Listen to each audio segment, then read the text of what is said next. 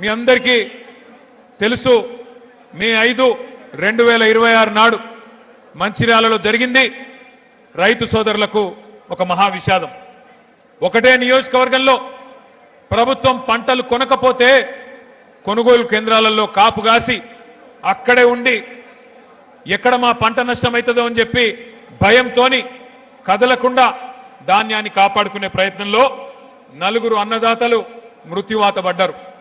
ప్రభుత్వ నిర్లక్ష్యం వల్ల తెచ్చిన ధాన్యాన్ని 30 రోజులు 60 రోజులు కొనేటోడు దిక్కులేడు, సంచులిచ్చేటోడు దిక్కులేడు.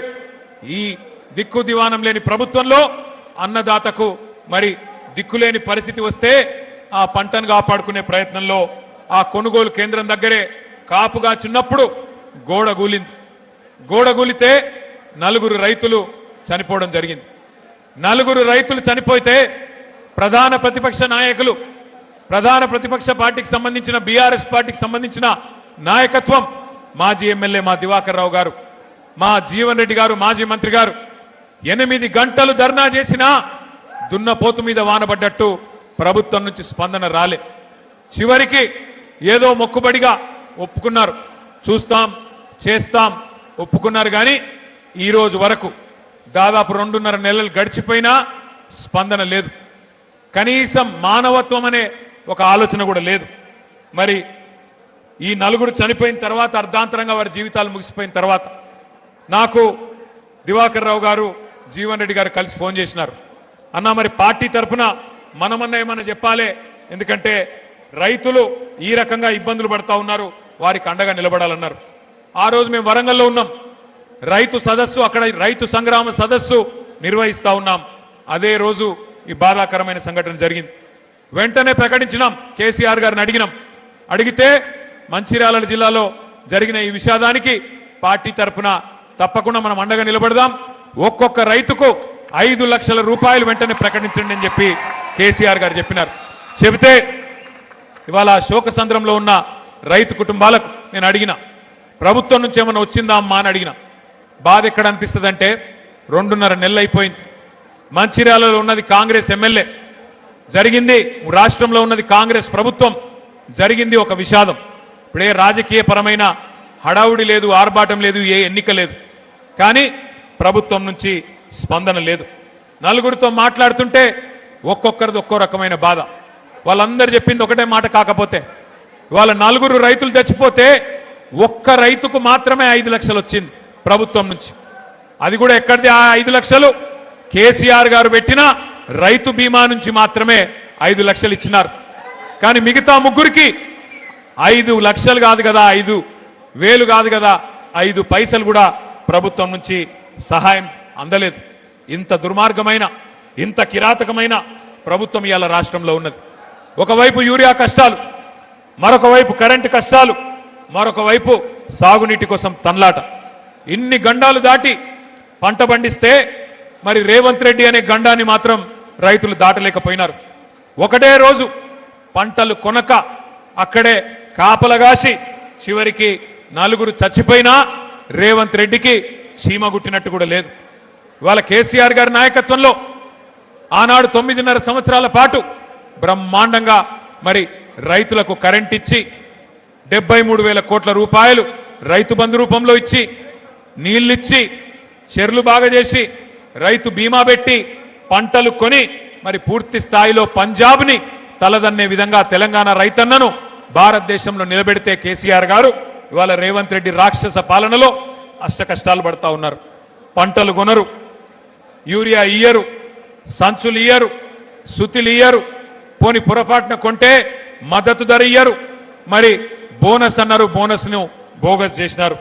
అట్లా మాత్రమే కాదు, ఇవాళ ఒక్కసారి మీరు ఆలోచించాలని చెప్పి నేను కోరుతా ఉన్నా. రేవంత్ రెడ్డి ప్రభుత్వం వచ్చి 31 నెలలు దాటి 32వ నెల నడుస్తా ఉన్నది. 4 సార్లు ఈ 32 నెలల్లో 4 సార్లు రైతు బంధు ఎగ్గొట్టిన నయవంచకుడు రేవంత్ రెడ్డి. షాపులో దొరికే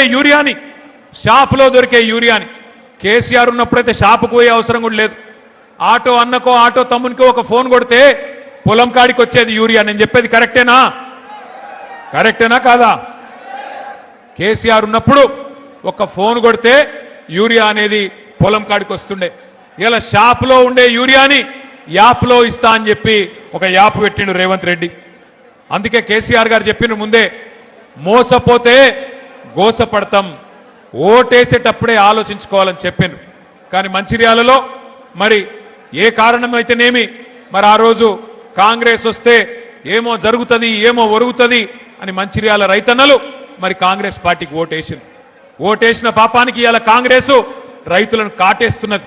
ఒక పాములాగా ఇవాళ సొంత పిల్లల్ని పాము ఎట్లయితే తింటదో అట్లా ప్రభుత్వాధినేతగా ఉన్న రేవంత్ రెడ్డే ఈ రాష్ట్రంలో రైతులకు చెప్పలేని కష్టాలు పెడుతున్నాడు. యూరియా, విత్తనాలు, కరెంటు, సాగునీరు, మద్దతు ధర, బోనసు ఇవన్నీ కూడా మరి చుట్టుముట్టినాయి రైతాంగాన్ని. ఇవాళ పరిస్థితి ఎట్లా ఉన్నది అంటే నీళ్లు ఉండి అంగట్లో అన్నీ ఉన్నా అల్లున్నోట్లో శని ఉన్నదంట అని ఎవరో వెనకటికి ఎవరో అన్నారు. గట్లున్నది ఇవాళ పరిస్థితి. కళ్ళ ముంగట్నే గోదావరి కనబడుతున్నది, కళ్ళ ముంగట్నే గోదావరి వారుతున్నది, పైకెళ్ళి ప్రాణహిత బ్రహ్మాండంగా పరవలు పెడుతున్నది.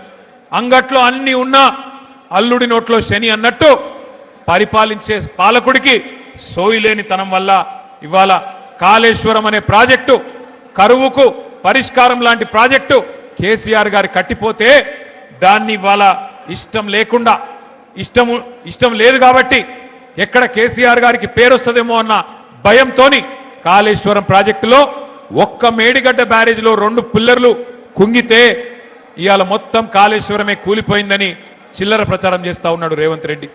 కానీ ఎక్కడ తన దొంగతనం బయటపడుతుందో, ఎక్కడ కాళేశ్వరం మంచిగానే ఉన్నది, కన్నెపల్లి కాడ మోటార్లు మంచిగానే ఉన్నాయి, నీళ్లు మంచిగానే పోతున్నాయి, పంపులు చాలు చేస్తే నీళ్లు బ్రహ్మాండంగా పైకి ఎల్లంపల్లి దాకా వస్తాయి. మరి అక్కడ దాకా నీళ్లు వచ్చినాయంటే నిన్నటిదాకా నువ్వు చెప్పిన మాటలు ఫాల్తూ మాటలు అని చెప్పి ప్రజలు అంటారనే భయంతోని పంపులు చాలు చేస్తలేడు రేవంత్ రెడ్డి. నిజానికి కాళేశ్వరం ఒక అద్భుతమైన ప్రాజెక్ట్.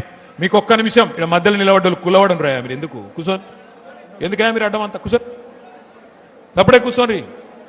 ఆ స్క్రీన్ కట్టం కూడా కూర్చోండి, నువ్వు కూడా ఇట్రా కూర్చోండి, దయచేసి కూర్చోండి, కూర్చోండి అమ్మా కూర్చోండి. మీకు ఒక్క నిమిషంలో కాళేశ్వరము ఏ రకంగా మరి కన్నెపల్లి నుంచి నీళ్లు తీసుకోవచ్చో మీకు ఒక్క నిమిషంలో నేను చూపెట్టే ప్రయత్నం చేస్తా. మేడిగడ్డ బ్యారేజ్తో సంబంధం లేకుండా మరి ఎట్లా కన్నెపల్లి నుంచి ఎల్లంపల్లికి నీళ్లు తేవచ్చు, ఎల్లంపల్లి నుంచి పై దాకా హైదరాబాద్ దాకా ఎట్లా నీళ్లు తీసుకుపోవచ్చో ఒక్క నిమిషం ఆ వీడియో ప్లే చేయమని చెప్పి మా తమ్ములను కోరుతా ఉన్నా. ఒక్కటే కాదు, బ్యారేజీలు, రిజర్వాయర్లు, పంప్ హౌస్లు, సబ్ స్టేషన్లు, టన్నెల్స్, గ్రావిటీ కాల్వల సమాహారం కాళేశ్వరం ప్రాజెక్ట్. గోదావరి నీటిని ఒడిసిపట్టి బృహత్తర ప్రణాళిక. కాళేశ్వరం రిజర్వాయర్ల ద్వారా కరువు తీరా నీళ్లను వాడుకునే భగీరథ సంకల్పం. మేడిగడ్డ వద్ద మొదలైన కాళేశ్వర జలధార దశల దశలుగా తెలంగాణ బీడు భూములను తణుపుతుంది. లింక్ 1 కింద 100 మీటర్ల ఎఫ్ఆర్ఎల్ ఉన్న మేడిగడ్డ బ్యారేజీలో 16.17 టీఎంసీల నీటిని నిల్వ చేయొచ్చు. కన్నెపల్లి పంప్ హౌస్ దగ్గర గోదావరి నీటి మట్టం 93.5 మీటర్లు ఉన్నప్పుడు మేడిగడ్డ బ్యారేజ్ గేట్లను మూసివేయాల్సిన అవసరం లేకుండానే 17 మోటార్లతో నీటిని లిఫ్ట్ చేసి జయశంకర్ భూపాలపల్లి జిల్లాలోని అన్నారం బ్యారేజీకి పంపించేయవచ్చు. సిడబ్ల్యూసి డేటా ప్రకారం జూలై 20వ తారీఖు 2026 నాటికి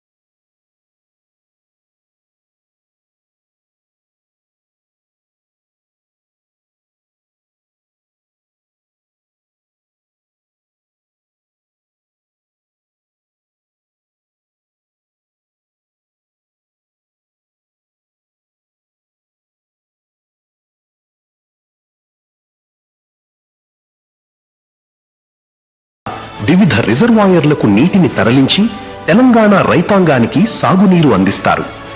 కాళేశ్వరం తెలంగాణ ప్రాణేశ్వరం. కాళేశ్వరం అంటే మేడి వాస్తవం ఏంది అంటే దయచేసి కూర్చోండి, ఎవరు లేవకండి దయచేసి, ఇంకా వీడియోలు ఉన్నాయి, ఆగండి. వాస్తవం ఏంది అంటే పైకెళ్ళి నీళ్ళు వస్తున్నాయి, కిందికి గోదావరి నుంచి కిందికి నీళ్లు పోతున్నాయి. ఒక్క నిమిషం మీ అందరికి తెలవాలి కాబట్టి చెప్తున్నా. తెలంగాణ భౌగోళికంగా ఎట్లుంటుంది అంటే ఇట్లా ఒక గుడిసె తిరుగుంటుంది తెలంగాణ రాష్ట్రం.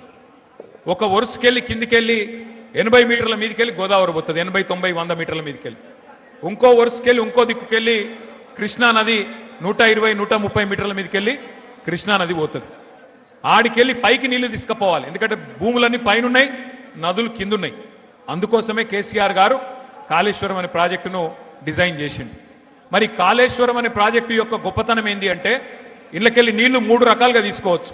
ఇప్పుడు మీ ఎల్లంపల్లె ఉంది, ఇక్కడ ఎల్లంపల్లి నుంచి నీళ్లు పైకి తీసుకొని పోవాలంటే దీనిలో 3 మార్గాలు ఉన్నాయి. మొత్తం కాళేశ్వరం అంటే ఒక బ్యారేజీ కాదు, ఒక రిజర్వాయర్ కాదు. కాళేశ్వరం అంటే 3 బ్యారేజీలు, మేడిగడ్డ, అన్నారం, సుందిల్లా. కాళేశ్వరం అంటే 15 రిజర్వాయర్లు, 19 పంప్ హౌజులు, 21 సబ్ స్టేషన్లు, 100 కిలోమీటర్ల సొరంగ మార్గాలు, 1000 కిలోమీటర్ల ప్రవాహ కాలువలు. మొత్తం కాళేశ్వరం ప్రాజెక్టులో 100 భాగాలుంటే అందులో 1 భాగం మేడిగడ్డ బ్యారేజ్. ఆ మేడిగడ్డ బ్యారేజ్లో కూడా 85 పిల్లర్లుంటే 2 పిల్లర్లు కుంగిన మాట వాస్తవం. మరి ఇవాళ ఈ రాష్ట్ర ప్రభుత్వం చేస్తున్న దుర్మార్గమైన విషయం ఏంది అంటే మేడిగడ్డ బ్యారేజ్కు కన్నెపల్లి పంప్ హౌస్కు 18.5 కిలోమీటర్ల అంతరం ఉన్నది. మేడిగడ్డ మీదికి, అదే గోదావరి నది మీద మేడిగడ్డ మీదికి మరి 18.5 కిలోమీటర్ల మీద కన్నెపల్లి పంప్ హౌస్ ఉన్నది. అక్కడ కన్నెపల్లి పంప్ హౌస్ కాడ మోటార్లు మంచిగానే ఉన్నాయి, 17 మోటార్లు. మరి ఆడికెళ్ళి 3 టీఎంసీల నీళ్లు రోజుకి ఎత్తిపోయొచ్చు. 3 టీఎంసీల నీళ్ళు అంటే మీరు హైదరాబాద్కి వచ్చినప్పుడు ట్యాంక్ బండ్ చూసే ఉంటారు, హుసేన్ సాగర్లో పట్టేది 1 టీఎంసీ. అంటే రోజుకు 3 హుసేన్ సాగర్లలో పట్టేటన్ని నీళ్లు ఈడికెళ్ళి గుంజతందుకు మోటార్లు, అద్భుతమైన బాహుబలి మోటార్లు కేసీఆర్ గారు పెట్టించింది. ఇలా నేనో మీరో చెప్తలేం, రిటైర్డ్ ఇంజనీర్లు చెప్తున్నారు, ఇప్పుడు సర్వీస్లో ఉన్న ఇంజనీర్లు చెప్తున్నారు. ఏమని చెప్తున్నారు? ఇవాళ కన్నెపల్లి కాడ 94.5 మీటర్ల మీదకెళ్ళి నీళ్లు పోతున్నాయి. అక్కడ 93.5 మీటర్ల దానికి నీళ్లు ఉంటే పంపులు చాలు చేయొచ్చు. మేడిగడ్డ బ్యారేజు అట్లాగే దాన్ని ముట్టకుండా, దాన్ని కనీసం ఏమనకుండా, అక్కడికి ఏం డేంజర్ లేకుండా మీరు నీళ్లు ఎత్తిపోయొచ్చు. ఒకటేసారి అన్నారం, సుందిల్లా, మేడిగడ్డ దగ్గర ఉన్న 3 పంప్ హౌజులు ఒకటేసారి సైమల్టేనియస్గా అంటే సమాంతరంగా సమన్వయంతో నడిపితే బ్రహ్మాండంగా ఎల్లంపల్లికి ఎన్ని నీళ్లు కావాలంటే అన్ని నీళ్లు, రోజుకు 3 టీఎంసీల చొప్పున ఎన్ని నీళ్లు కావాలంటే అన్ని నీళ్లు ఎత్తిపోయవచ్చు అని నేను చెప్తలేను, రిటైర్డ్ ఇంజనీర్ల బృందం, శ్యామ్ ప్రసాద్ రెడ్డి గారి బృందం చెప్తున్నది. ఇవాళ ఎల్లంపల్లిలో 7 టీఎంసీల నీళ్లు మాత్రమే ఉన్నాయి. నిన్న భగవంతుడు కరుణించి వాన పడ్డది, వాన పడాలనే మొక్కుదాం. కానీ కాళేశ్వరం యొక్క గొప్పతనం ఏంది అంటే బాగా వర్షం పడ్డది అనుకోండి, పైన మహారాష్ట్రలో బాగా వర్షం పడ్డది, ఎక్కువ వర్షం వచ్చింది అనుకో, ఎస్ఆర్ఎస్పి మొత్తం నిండుతుంది, నిండి 2 దిక్కుల పొంగుతుంది. ఇటు కడెం మీదకెళ్ళి ఎల్లంపల్లికి నీళ్ళు వస్తాయి, ఇంకో దిక్కు వరద కాలువ నుంచి బ్రహ్మాండంగా మనకు డైరెక్ట్గా మిడ్మానేర్కి నీళ్ళు వస్తాయి. బాగా వర్షం పడితే ఒక మోస్తరుగా వర్షం పడ్డది, సాధారణంగా పడ్డది అనుకో, అప్పుడు కూడా మనం ఇక్కడికి ఎల్లంపల్లి నుంచి ఇట్లా పైకి నీళ్లు లిఫ్ట్ చేసుకోవచ్చు. 2వ మార్గం. 3వ మార్గం, ఎక్కువ వర్షం పడితే ఫ్లడ్ ఫ్లో నుంచి మిడ్మానేర్కి నీళ్ళు తీసుకుపోవచ్చు. మామూలుగా వర్షం పడితే ఎల్లంపల్లి నుంచి తీసుకోవచ్చు. ఏ వర్షం లేకపోతే, ఇబ్బంది ఉంటే, కరువు ఉంటే, ఇయాల ఉన్న పరిస్థితి ఉంటే దానికి పరిష్కారమే కాళేశ్వరం దగ్గర, కన్నెపల్లి దగ్గర పంపులు చాలు చేసి నీళ్లు తీసుకున్నందుకే కేసీఆర్ గారు పెట్టిన ఈ ప్రాజెక్ట్. అంటే ఈ ప్రాజెక్ట్ యొక్క గొప్పతనం ఏంది అంటే గది, ఏ పరిస్థితుల్లో కూడా తెలంగాణకు కరువు రాకుండా 500 సంవత్సరాల గోదావరి ప్రవాహం మొత్తం స్టడీ చేసి, అధ్యయనం చేసి ఎక్కడికి వెళ్ళి నీళ్లు పట్టుకోవచ్చని దేవులాడి అక్కడ కేసీఆర్ గారు ప్రాజెక్టు కట్టిండు. ఇవాళ 2 పిల్లర్లు కుంగిపోతే 32 నెలలైంది రేవంత్ రెడ్డి ప్రభుత్వం వచ్చి. మరి మొన్న నేను ఒక రైతును చూసిన మాట్లాడంగా ఎంత అద్భుతంగా మాట్లాడిండు ఆయన అంటే, అవునయ్యా కేసీఆర్ కట్టిండు, చిన్న సమస్య వచ్చింది, ఏం నీకు సుతారావులు లేరా, మేస్త్రీలు లేరా, సిమెంట్ బస్తాలు లేవా, ఏం చేస్తున్నావు, ఎందుకు రిపేర్ చేయవు, ఎందుకు రైతుకు నీళ్ళు ఇయ్యవు అని చెప్పి ఒక రైతు నిలదీసిండు. నిజంగా చెప్పాలంటే ముఖ్యమంత్రి మాట్లాడే ఫాల్తూ మాట 1,00,000 కోట్లు కొట్టుకుపోయినాయి అంటాడు. వాస్తవం ఏంది? 2 పిల్లర్లు కుంగినాయి, ఆ బ్లాక్ ఒక్కటి రిపేర్ చేస్తే కూడా మొత్తం మేడిగడ్డ బరాజ్కైన ఖర్చే 4,000 కోట్లు. ఆ బ్లాక్ 7 ఏదైతే రిపేర్ చేయాలనో అదొక్కటి రిపేర్ చేయాలంటే ఒక 400 కోట్లు కావాలి. ఆ 400 కోట్లు కూడా మన ప్రభుత్వ పైసలు అవసరం లేదు. ఎల్ఎన్టీ అనే కంపెనీ మేమే కడతాం, మేమే పెడతాం, మీ పైసనే వద్దు అని ఉత్తరం రాస్తే కూడా ఈ మూర్ఖపు ముఖ్యమంత్రి ఎక్కడ మళ్ళా నేను ఇన్ని రోజులు చేసిన ప్రచారం, రాహుల్ గాంధీని తీసుకొచ్చి చూపెట్టిన సినిమా నేను దొంగనని మళ్ళా దొరికిపోతా అని చెప్పి ఆ ఎల్ఎన్టీ కంపెనీని కూడా బెదిరించి చెలగొట్టిండు తప్ప 32 నెలలే దాన్ని ముడతలేడు. ఇవాళ ఎందుకు వచ్చింది? కాంగ్రెస్ తెచ్చిన కరువు అని నేను ఎందుకంటున్నా? గోదావరిలో నీళ్లుండి ఎల్లంపల్లికి నీళ్లు దాసుకురాలని నీళ్లు ఎత్తిపోయలేని అసమర్థ ప్రభుత్వం, కావాలని నీళ్లు ఎత్తకుండా ఇలా రైతులను సతాయిస్తున్న మూర్ఖపు ప్రభుత్వం ఉన్నది కాబట్టే ఇది కాలం తెచ్చిన కరువు కాదు, కాంగ్రెస్ తెచ్చిన కరువు అని చెప్పి నేను అంటా ఉన్నా. అర్థం చేసుకోమని చెప్పి నేను కోరుతా ఉన్నా. నీళ్లు లేవంటాడు మొదలు. కన్నెపల్లి దగ్గర నీళ్ళు ఎక్కడున్నాయి అంటే మేము అందరం పోయినాం. నేను, ప్రశాంత్ రెడ్డి గారు, జీవన్ రెడ్డి గారు, మా ఈశ్వరన్న, మొత్తం అందరం ఎమ్మెల్యేలు, కోవ లక్ష్మక్క అందరం కలిసి, మా జోగు రామన్న అందరం కలిసి పోయినాం. పోయి చూపెట్టినాం. నీళ్లు లేవా, ఇక్కడ కనబడతలేవా? రోజుకు 9 టీఎంసీల నీళ్లు కిందికి పోతా ఉన్నాయి, రోజుకు 3 ఎత్తిపోయొచ్చు పైకి. ఎందుకు ఎత్తుతలేవు?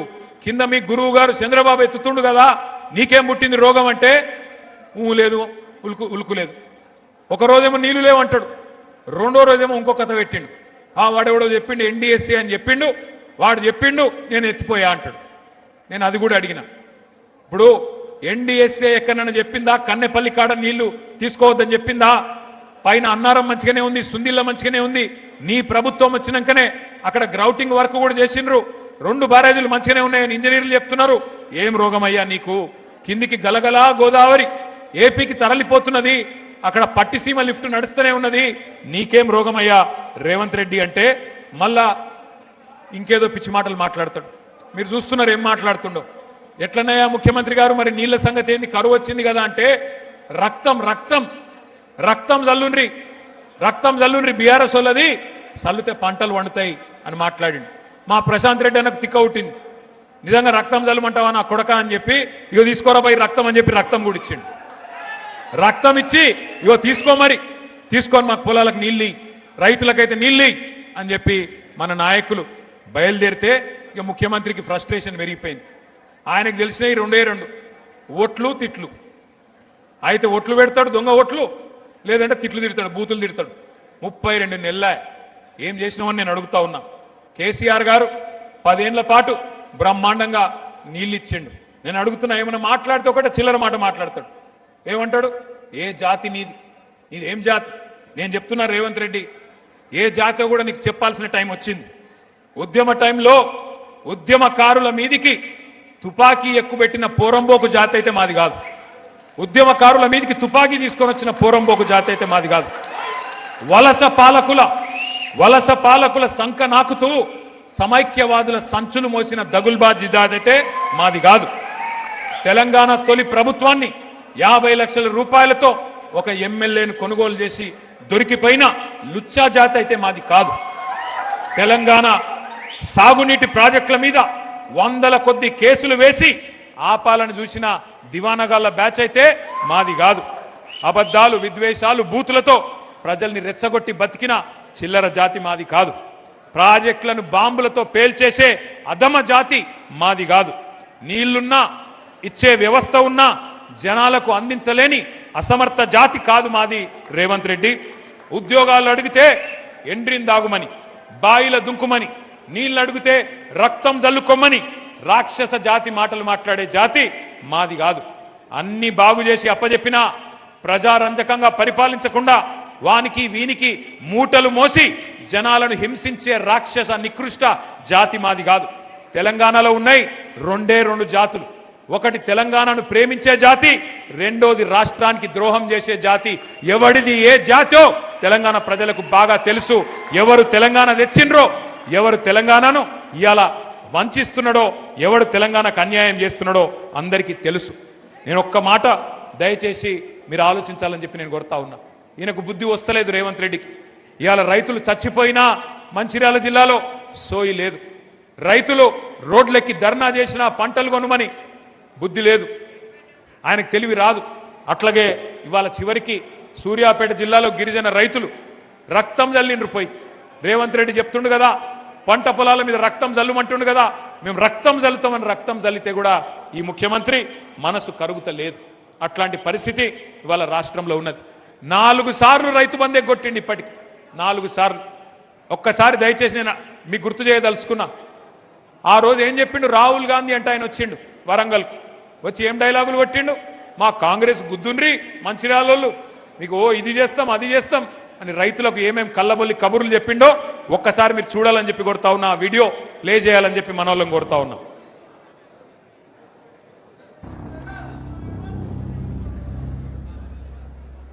जैसे ही कांग्रेस पार्टी की यहां सरकार बनेगी वैसे 2 लाख रुपए का कर्जा माफ होगा और आपको सही एमएसपी मिलनी शुरू हो जाएगी।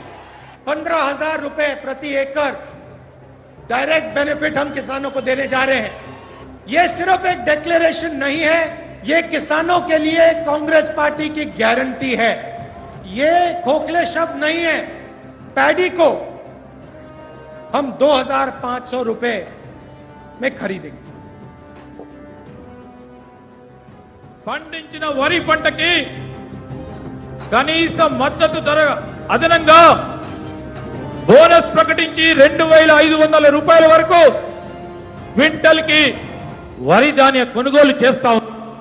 కాంగ్రెస్ పార్టీ అధికారంలోకి వచ్చిన తక్షణమే రైతులకు ఏకకాలంలో 2 లక్షల రుణమాఫీ చేస్తాం. రెండవ డిక్లరేషన్ ఇందిరమ్మ రైతు భరోసా పథకం తెచ్చి భూమి కలిగిన రైతులకు, కౌలు రైతులకు ప్రతి ఎకరాకు ఏడాదికి 15,000 రూపాయల పెట్టుబడి సాయం అందిస్తాం. ఉపాధి హామీలో నమోదు చేసుకున్న భూమి లేని రైతు కూలీలకు ప్రతి ఏడాది 12,000 రూపాయల ఆర్థిక సహాయాన్ని అందిస్తాం. రైతులు పండించిన పంటలకు ఉదాహరణ వరి, పత్తి, మిర్చి, చెరుకు, పసుపు ఇలా అన్ని పంటలకు మెరుగైన గిట్టుబాటు ధర ఇచ్చి చివరి గింజ వరకు కాంగ్రెస్ పార్టీ కొనుగోలు చేస్తుంది. చెప్పినాయి రైతు డిక్లరేషన్ కాదు, రైతు డిక్లరేషన్ 1 కాదు 2 కాదు 34 హామీలు ఇచ్చిండ్రు. నేను అడుగుతా, మీరు చెప్పాలి దయచేసి. నేను అడుగుతా, మీరు చెప్పండి. రైతు బంధు 15,000 పెంచుతామన్నారు, ఇచ్చిండ్రా? ఇచ్చిరా లేదా? కొద్దిగా గట్టిగా చెప్పాలి, ఇచ్చిండ్రా లేదా? 2 లక్షల రుణం మాఫీ చేస్తా అన్నాడు, చేసిండా? కౌలు రైతులకు రైతు బంధు ఇస్తా అన్నాడు, ఇచ్చిండా? రైతు కూలీలకు రైతు భరోసా ఇస్తాడు, ఆత్మీయ భరోసా ఇచ్చిండా? పత్తి, వరి, మిర్చి అన్నిటికీ బోనస్ ఇస్తా అన్నాడు, ఇచ్చిండా? చివరి గింజ దాకా కొంటా అన్నాడు, ఇచ్చిండా? కొంటుండా? 24 గంటల కరెంట్ ఇస్తుండా? మరి మంచిర్యాలలో మనకు తెలిసి వచ్చిందా మార్పు అంటే ఎట్లుంటుందో? గిట్లుంటది. మరి ఎట్లుంటది అంటే ఒక్కసారి ఆలోచన చేయండి. ఈ మధ్యలోనే ముఖ్యమంత్రి మన ఒక రైతులకే కాదు అన్ని వర్గాలకు హామీ ఇచ్చిండు. నేను పిల్లలకు 2 లక్షల ఉద్యోగాలు ఇస్తా మొదటి సంవత్సరం అని రాహుల్ గాంధీ డైలాగులు కొడితే, నిన్నగాక మొన్న యువ సంగ్రామ సదస్సు అని హైదరాబాద్లో వాళ్ళు ఎక్కడైతే మీటింగ్ పెట్టిరో మేము అక్కడనే పెట్టినాం. వరంగల్లో వాళ్ళు ఎక్కడైతే మీటింగ్ పెట్టినరో అక్కడనే పెట్టి రైతులను అడిగినాం. నిన్నగాక మొన్న పిల్లల్ని అడిగినాం 2 లక్షల ఉద్యోగాలు వచ్చినాయా అని. వాళ్ళైతే ఎట్లా మాట్లాడిరో మొన్న మీరు చూసే ఉంటారు. ఆడపిల్లలు ఎట్లా మాట్లాడిరో కూడా మీరు చూసే ఉంటారు. చూసినరా లేదా? ఎక్కడన్నా రేవంత్ రెడ్డి దొరికితే పొరపాటున పొట్టు కొట్టేటట్టున్నారు. గట్లాంటి పరిస్థితి ఇలా రాష్ట్రంలో. అందుకే నేను అంటా ఉన్నా, 1 కాదు 2 కాదు, రాష్ట్రంలో అందరినీ ముంచిండు, అందరినీ మోసం చేసిండు, ముసలోళ్ళని మోసం చేసిండు. కేసీఆర్ ముసలమ్మకో ముసలయ్యకో 2,000 పెన్షన్ ఇస్తుండు. అక్క నవంబర్లో తీసుకుంటే 2,000, అక్క డిసెంబర్లో అయితే 4,000 అన్నడా లేదా? నవంబర్లో 2,000, డిసెంబర్లో 4,000. ఆ ఇంటికాడ బిచ్చపోలు అడుక్కుంటారు చూడు, అక్క అమ్మ అని అట్లా అడుక్కున్నాడు. ఆడుకుంటే నిజమేనేమో అని నమ్మి ఓట్లేసింది. 4,000 అన్నాడు. అత్తకు 4,000, కోడలకు 2,500 అన్నాడు, ఇచ్చిండా?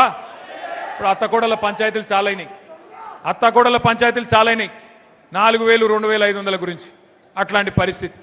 ఏదయా మరి నిరుద్యోగ భృతి పిల్లలకు చెప్తే 40 లక్షల మందికి 4,000 ఇస్తా అంటే నెలకు ఏమైనా 4,000 అంటే సడి లేదు, సప్పుడు లేదు. రైతులకు 15,000 ఏమా ఇస్తానో ఏడవైంది అంటే మాట్లాడాడు. కౌలు రైతుల సంగతి ఏందా బాగా నరికితివి కదా అంటే మాట్లాడాడు. రైతు కూలీలు పొలం లేనోళ్ళు వాళ్ళ సంగతి ఏంది, వాళ్ళకు కూడా చెప్తివి కదా నెలకు 1,000 రూపాయలని, వాళ్ళ సంగతి ఏంటంటే కుయ్యి లేదు కయ్యి లేదు. ఈ మధ్యన కొత్త రాగం నేర్చుకున్నాడు ఒకటి రేవంత్ రెడ్డి. ఏమంటుండే ఎరికేనా, ఎంత కండలు తిరిగిన పైల్వానైనా 3 నెలలనే పిల్లలు పుట్టిస్తాడే. 3 నెలల పిల్లలు పుట్టరు అనేది మనకు ముఖ్యమంత్రి గారు చెప్పారన్నట. సరే మాకు తెలియకపాయే, మాకు పెళ్ళిళ్ళు కాలేదు, మాకు పిల్లలు లేరు, మాకు తెలియదా. సరే రేవంత్ రెడ్డి నువ్వు చెప్పింది కరెక్టే అనుకుందాం, 3 నెలల పిల్లలు పుట్టరు కరెక్టే. మరి 32 నెలల పిల్లలు పుట్టకపోతే నిన్నేమని విలువాలే, ఏమనాలి నిన్ను? శాతగానుడు అనాలనా, ఏమనాలి? నేనేమనలేదురా భయ్, మీరే అంటారు. నేను ఒక్కటే అంటున్నా, ఈ బట్టెవాజ్ ముఖ్యమంత్రి, ఈ దగాకోర్ కాంగ్రెస్ వీళ్ళను ఉరికిచ్చి కొడితే తప్ప మంచిర్యాలలో రేపు మనకు మళ్ళీ రైతు ప్రభుత్వం రాదు. గుర్తుపెట్టుకోండి, తెలంగాణలో మళ్ళీ రైతు ముఖంలో చిరునవ్వు చూడాలి అంటే, తెలంగాణలో మళ్ళీ రైతన్న కళ్ళల్లో ఆనందం చూడాలి అంటే, తెలంగాణలో ఏ రైతు చనిపోయినా, ఏ రైతు మరి కుటుంబానికి ఏమైనా ఒక పెద్దన్నలాగా కేసీఆర్ గారు మళ్ళీ తిరిగి వస్తే తప్ప ఈ రాష్ట్రంలో మళ్ళీ మంచి రోజులు రావు. అందుకే దయచేసి నేను చెప్పేది మీ అందరితో ఒకటే, 30 నెలలు గోసపడ్డాం, 31 నెలలు గోసపడ్డాం, ఇంకా మిగిలింది 29 నెలలు మాత్రమే. 29 నెలలు మాత్రమే. ఈ సినిమా అయిపోయింది, ఇంటర్వెల్ దాకా చూసేసినాం, ఇంటర్వెల్ వరకు తెలిసిపోయింది సినిమాలో ఏమీ లేదు, తిట్లు తప్ప బూతులు తప్ప ఏమీ లేదు, వీళ్ళతో అయ్యేదేం లేదు.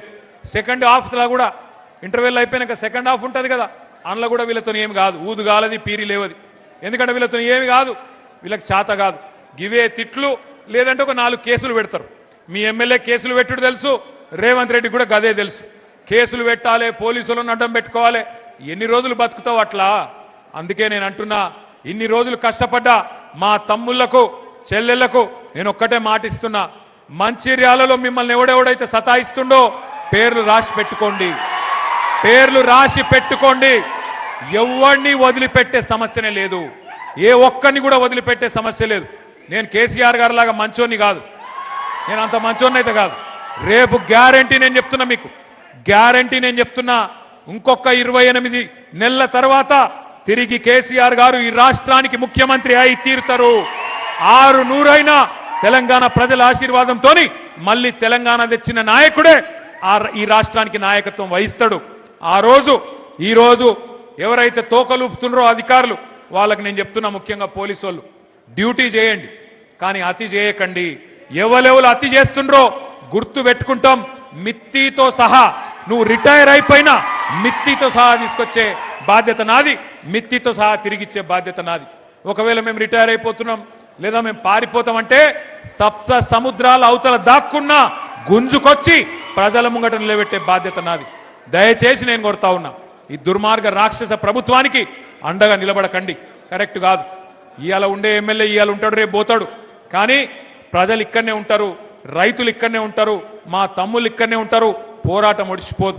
ఢిల్లీలో చూస్తున్నారు మీరు, ఎవరు పిలిచిండ్రా పిల్లల్ని? ఢిల్లీలో వేల మంది పిల్లలు నిన్న పార్లమెంటు ముందు ఏ రకంగా ప్రభుత్వాన్ని గడగడ వణికించిండ్రో మీరే చూస్తా ఉన్నారు.